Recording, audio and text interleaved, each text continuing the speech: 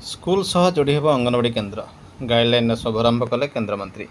गर्भवती महिला नवजात शिशु और स्कूल जावाकुथिबा शिशु मानकर 100% जत्न नेबे धर्मेन्द्र प्रधान बयान। महिला और शिशु विकास मंत्रालय और शिक्षा मंत्रालय स्कूल शिक्षा और साक्षरता विभाग सहयोग में प्रस्तुत होती गाइडलाइन। अंगनवाड़ी और स्कूल को गोटे कैंपस रे प्रतिष्ठा करने सह समन्वित मॉडल माध्यम प्रारंभिक शैशव जत्न और शिक्षार महत्व उपर जोर। स्कूल परिसर में पूर्व 2.9 लाख अधिक अंगनवाड़ी केन्द्र रही। गाइडलाइन परिचालन संबंधी आवश्यक स्पष्टता प्रदान कर प्रधानमंत्री विकसित भारत मानव पुंजी एक दृढ़ मूलदुआ स्थापन करने दृष्टिकोण को साकार कर आमर दायित्व होची देश में प्राय 15 कोटी पिलामानकर उपयुक्त जत्न नेबा। युक्त 2 पर्यंत पाठ पढ़ी नथिबा एवं आगक पाठ पढ़ाई इच्छा रखुवा अंगनवाड़ी दीदी मॉड्यूल प्रस्तुत करने को देले प्रस्ताव। गाँव में पिलामानकर शिक्षण फलाफल सहर अपेक्षा भल।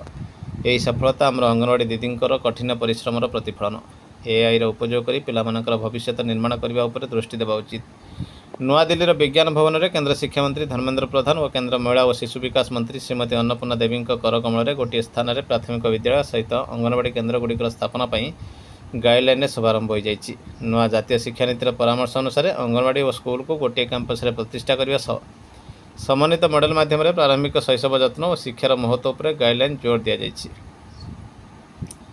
शिक्षा मंत्रालय एवं महिला शिशु विकास मंत्रालय मिलित उद्यम आयोजित यह कार्यक्रम में केन्द्रमंत्री श्री प्रधान एहीपरि अभिनव पदक्षेप नहीं शिक्षा और महिला और शिशु विकास मंत्रालय को अभिनंदन जणाइछन्ति। से कहिछन्ति प्रधानमंत्री नरेंद्र मोदी विकसित भारत मानव पुंजी एक दृढ़ मूलदुआ स्थापन करने सहित दृष्टिकोण को साकार करने दिगरे एक सफल पदक्षेप हेब। विकसित भारत लक्ष्य सेतेबेले पूरण हेब जेतेबेले आगामी दिन में 100% गर्भवती महिला नवजात शिशु और स्कूल जावाकुथिबा शिशु मानकर जत्न नेबा। यही अवसर में श्री प्रधान युक्त 2 पर्यंत पाठ पढ़ी नथिबा एवं आगक पाठ पढ़ाई इच्छा रखुवा अंगनवाड़ी दीदी मॉड्यूल प्रस्तुत करने को महिला और शिशु विकास और शिक्षा मंत्रालय को एक प्रस्ताव देइछन्ति।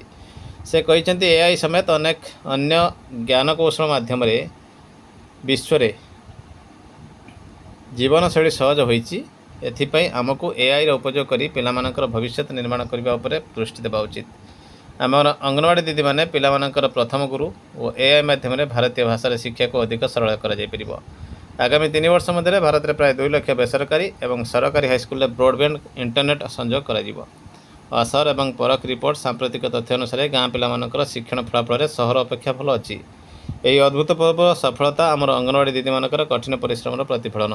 वर्तमान समय आमर दायित्व होची देश में प्राय 15 कोटी पिलामानकर उपयुक्त जत्न हो सेमानकर स्वास्थ्यावस्थार जत्न नेउ तेबे जाई 2047 सुधा विकसित भारत एवं निपुण भारत स्वप्न साकार हेब बोली श्री प्रधान मत प्रकाश करिसेंति। उल्लेखनीय महिला और शिशु विकास मंत्रालय शिशु साक्षरता विभाग सहयोग में स्कूल और अंगनवाड़ी केन्द्र को गोटे कैंपस रे प्रतिष्ठा करने गाइडलाइन जारी कर पदक्षेप विकसित भारत मानव संबल एक सुदृढ़ भित्तिभूमि निर्माण करने प्रधानमंत्री कल्पना को साकार करने दिगरे एक गुरुत्वपूर्ण पदक्षेप हो। जातीय शिक्षा नीति अधीन यह गाइडलाइन अंगनवाड़ी स्कूल को गोटे कैंपस में प्रतिष्ठा करने सह समन्वित मॉडल माध्यम प्रारंभिक शैशव जत्न और शिक्षार महत्व उपर जोर देउछि। समग्र भारतवर्ष में स्कूल परिसर में पूर्व 2.9 लाख अधिक अंगनवाड़ी केन्द्र रही। एथिपाई गाइडलाइन एवं निर्देशावली परिचालन संबंधी आवश्यक स्पष्टता प्रदान करिवो एवं राज्य तथा केन्द्र शासित अंचल में यह मॉडल को प्रभावशाली ढंग से आगक बढ़ावा दिगरे समर्थ करिवो। यह कार्यक्रम में महिला और शिशु विकास मंत्रालय शिक्षा और साक्षरता विभाग वरिष्ठ अधिकारी राज्य और केन्द्र शासित प्रदेश उभय विभाग प्रतिनिधि और अंगनवाड़ी कर्मचारी मैंने जोग देते। तो निश्चित भाव ये गोटे बड़ खबर आसी पहुँची और यहाँ आम चलतु शुणा कौन कही प्रधान केन्द्र शिक्षा मंत्री धर्मेन्द्र प्रधान तांका मुहरु। शिक्षयित्री और शिक्षकगण अन्य दोनों विभागों के अधिकारी मित्रगण इस सेक्टर से जुड़े हुए अनेक समाजसेवी मित्रगण और मीडिया के साथीगण, मैं सबसे पहले आज की इस कार्यक्रम के लिए महिला और बाल विकास विभाग को और शिक्षा विभाग को धन्यवाद देता हूं। अन्नपूर्णा जी ने इसके बारे में उल्लेख किया ही है, फिर मैं उसको दोहराता हूं। आज से 4 साल पहले हम दोनों शिक्षा विभाग में पहुंचे। अन्नपूर्णा जी हमारे शिक्षा राज्य मंत्री की भूमिका में आई, तब से हमारे बीच में जो कामकाज बंटवारा हुई स्कूल शिक्षा वो दिखती थी और स्कूल शिक्षा में विशेष करके ईसीसी के बारे में और निपुण भारत के बारे में थोड़ा विशेष ध्यान दे, इनकी दायित्व था। तब हम लोगों ने मिलकर तय किया था राष्ट्रीय शिक्षा नीति देश की बच्चों के बारे में ईसीसी में 2 विभागों को, प्रैक्टिकली 3 विभागों की इसमें दायित्व है। महिला और शिशु विभाग के, शिशु विकास विभाग के साथ मिलकर उन दिनों में उन्होंने कुछ अध्ययन किया था। एक प्रयास हुई थी, एक सामूहिक कुछ स्ट्रैटेजी बने। ये संजोग, सुखद संजोग देखिए, आज स्वयं उस विभाग के प्रमुख मंत्री की भूमिका में काम कर रही है। लेकिन आज मैं इसको इसीलिए 2021 को याद दिलाया, सरकारें ऐसे होती हैं, बाएं और दाहिने हाथ बच्चों को ठीक से आदर करे उसके लिए भी 4 साल लगती है। हम दोनों, और मैं थोड़ा हड़बड़ी में दिखा नहीं, मैं ये को लोकेशन शायद अच्छा शब्द नहीं है। लोकेशन तो आपके पास 14 लाख है, हमारे पास प्राइमरी स्कूल 9 लाख है। दोनों मिलके अभी लगभग 4.5 लाख में को लोकेशन हो गया है। इसके अलावा प्ले स्कूल्स भी है। उसके अलावा कई सारे बच्चे आते ही नहीं, ये हमारी अनुभव है देश में। इसलिए इसको को लोकेशन की बजाय अगर को प्रोग्राम, को स्ट्रैटेजी, जॉइंट स्ट्रैटेजी कहते तो थोड़ा और पर्याप्त होगा। लेकिन फिर भी आज हम दोनों विभागों ने मिलके एक राज्यों को एक सहायता करने के लिए, क्योंकि सारे इसकी इम्प्लीमेंटेशन राज्य ही करेंगे। हम दोनों पॉलिसी की डिपार्टमेंट है, हम इधर से जो नीति निर्धारण करेंगे, राज्य उसको क्रियान्वयन करेगा। अभी संजय जी ने जो मेरे को सूचना दिया, 36 में से हम लोगों ने कुछ महीने पहले दोनों विभाग की ओर से सचिव स्तर पे हम दोनों ने एक जॉइंट सर्कुलर निकाला था कि क्या क्या करनी चाहिए। तब भी हमने कहा था कि हम एक गाइडलाइन देंगे, आपको काम मिलके करनी चाहिए, एक व्यापक चर्चा करके गाइडलाइन देंगे, ये तय हुई थी। आज 36 में से 31 राज्यों ने और केंद्र शासित इकाई ने इसकी अपने अपने राज्यों में जॉइंट सर्कुलर निकाला है, जॉइंट जियो निकाला है, जिसमें सूचना है कि हम मिलके काम करेंगे। क्योंकि इस बीच में अनेक चर्चा भी हुई, अनेक शंकाएं में भी आई कि क्या आंगनबाड़ी विभाग को शिक्षा विभाग अख्तियार कर लेगी। इससे लेके कई प्रकार की भ्रांति हुई। लेकिन हम लोगों ने डे 1 से हमारी स्पष्टता थी, दोनों की स्पष्टता थी, दोनों मिलके हमारे देश में जो दायित्व है उस दायित्व की संख्या थोड़ा मैं आपके सामने उल्लेख करना चाहूंगा। मैंने इसलिए कहा कि इसमें 3 विभाग जुड़ा हुआ है। वास्तविक इसमें से स्वास्थ्य विभाग भी जुड़ा हुआ है। जो मैंडेट है, एनईपी कहिए और प्री एनईपी कहिए, या इस विषय में जब भी सरकार ने चिंता किया है, उसमें से 3 विभाग से संबंधित काम आती है।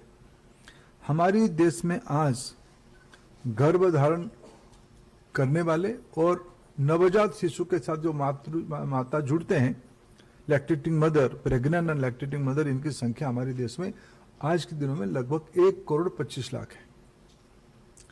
0 से 3 साल तक, 0 से 3 साल तक हमारे देश में 4.25 करोड़ बच्चे हैं अप्रोक्सीमेटली, इधर उधर थोड़ा हो सकता है। ये दोनों इलाका में हेल्थ और WCD दोनों की कुछ ना कुछ भूमिका है। आज हमारे देश में लगभग बर्थ रजिस्ट्रेशन 100% हो गया है, ऐसा एक मेरा धारणा है। ऐसे कोई बालक और कोई बालिका नहीं छूटती है जो अपने स्थानीय सब सेंटर में जाके प्रेगनेंसी की पहले, डिलीवरी के समय, नहीं तो थोड़ा तुरंत डिलीवरी के बाद जाके हम रजिस्ट्रेशन नहीं कराते। लगभग 100% रजिस्ट्रेशन हो पाती है। हमारी संबंध WCD की माता की एडोलेसेंट एज से शुरू होती है। धीरे धीरे आगे जब प्रेगनेंसी आती है, गर्भधारण मां करती है, कोई ना कोई हमारे दीदी उनके घर में पहुंच ही जाता है।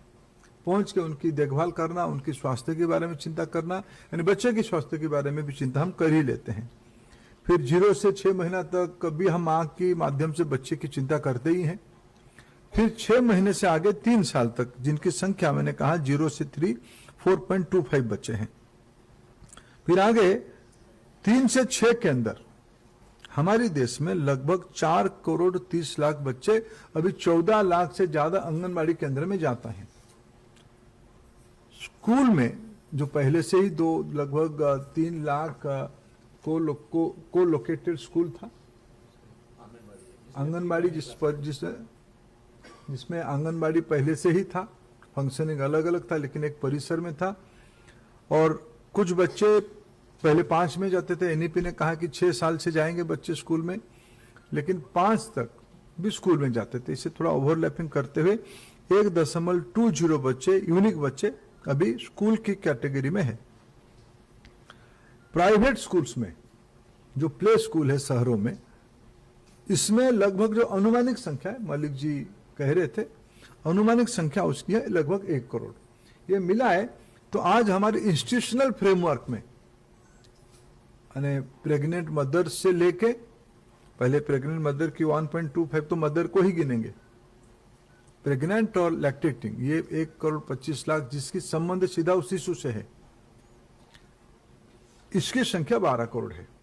उसके अलावा लगभग और 3 से 4 से 5 करोड़ बच्चे जो किसी ना किसी कारण, जो अगर हम बार्थ रेट को अगर कैलकुलेशन करेंगे, पॉपुलेशन की year on year birth number को हम कैलकुलेशन करेंगे और उसको 0 से हम 6 की कैलकुलेशन करेंगे, हमारी आइडियली बच्चे होनी चाहिए 16 करोड़, 17 करोड़ ऐसे कुछ बच्चे होनी चाहिए।